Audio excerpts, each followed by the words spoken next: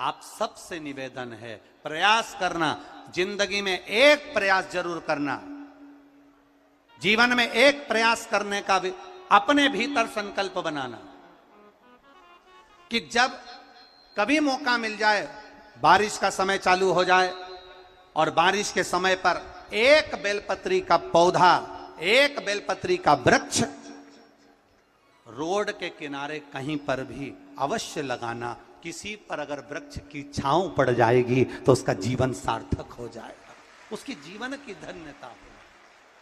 अगर रोड के किनारे नहीं लगा सकते तो कहीं ऐसी जगह लगाना जहां कोई पथिक के सिर पर बेलपत्री के वृक्ष की छांव पड़ जाए। इतना कितना कहा गया है शिव महापुराण के अंतर्गत, कितना वर्णन करा गया। 1000 अश्वमेध यज्ञ कर लो, 1,00,000 सर्वतोमुखी यज्ञ कर लो, भारत की भूमि के सारे तीर्थ कर लो, लाखों एकादशी के व्रत कर लो, और शिव महापुराण की कथा कहती है हजारों गौदान कर लो, और शालिग्राम भगवान को सोने के सिंहासन पर बिठाकर सोने का मुकुट पहनाकर दान कर लो। उतना पुण्य केवल एक बेलपत्री शंकर भगवान को समर्पित करने से प्राप्त हो जाता है। केवल एक बेलपत्र, शिव महापुराण की कथा कहती है एक बेलपत्र समर्पित करने से वो फल प्राप्त हो जाता है।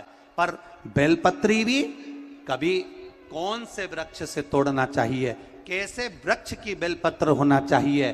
कई लोग जरा जरा सा बेलपत्री का वृक्ष होता है, उस बेलपत्री के वृक्ष की बेलपत्र तोड़ लेते हैं, उस बेलपत्री के वृक्ष की बेलपत्र तोड़कर शंकर भगवान को समर्पित कर देते हैं। ना ना, बेलपत्री का वृक्ष कैसा होना चाहिए, जिस बेलपत्री के वृक्ष की छांव हम पर पड़ रही हो, जो हमारे मस्तक से नहीं, हमारे दोनों हाथ खड़े होने के बाद हम ऊंचा करें और उस पर भी उस बेलपत्री की पत्तियां स्पर्श ना कर पाए, हमारे हाथ पर भी बेलपत्री के वृक्ष की छांव हो, ऐसे बेलपत्री के वृक्ष की पत्ती तोड़कर शिव को चढ़ाई जाती है। ये नहीं कि छोटा सा बेलपत्री का पौधा तुम्हारे घर में लगाए, गमले में लगाए, उसी की पत्ती तोड़कर भगवान को चढ़ाते जाओ, तो ये हम पुण्य नहीं कर रहे, ये हम पाप कर रहे हैं। हमारे ऊपर बेलपत्री की छांव हो और उसकी पत्तियां ली जाए, तब तोड़कर भगवान शिव को समर्पित करी जाए, तब वो पुण्य प्रावधान करते हैं। जरा जरा से पौधों की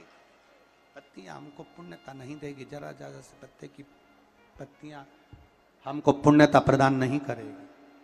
पुण्यता तब देगी जब वो वृक्ष बड़ा हो जाएगा,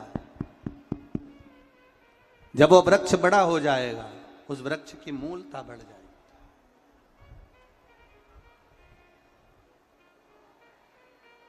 उस वृक्ष की आनंदता बढ़ जाएगी।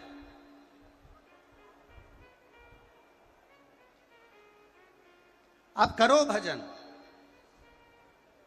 कई लोग यहां बैठे हैं ऐसे, ढेर सारे, एक दो नहीं, यहां पर बहुत सारे ऐसे बैठे होंगे। सावन का महीना आया, बेलपत्री तोड़ना है, पूरी की पूरी डाली तोड़ कर लिया है, डाली तोड़ के लाए, पत्तियां निकाली, डाली को उठाकर फेंक दिया और उस पत्तियों को पूरे मोहल्ले में बांट दिया। जी जी तुम भी लो, काका जी तुम भी लो, फूफा जी तुम भी लो, मामा जी तुम भी लो।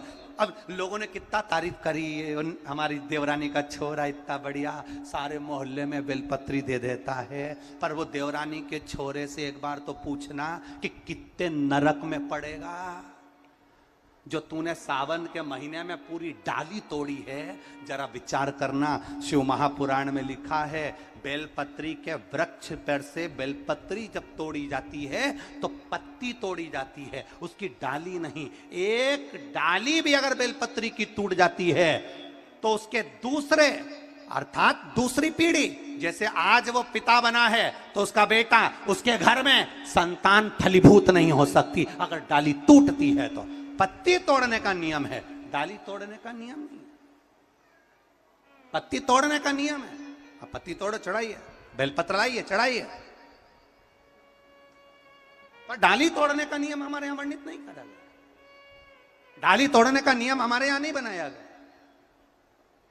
शिव कथा कह रही है, भगवान शंकर का संवाद कर रहा है शिव महापुराण की कथा कर रही है, हमारा किया गया भजन, और भजन में भी श्रद्धा और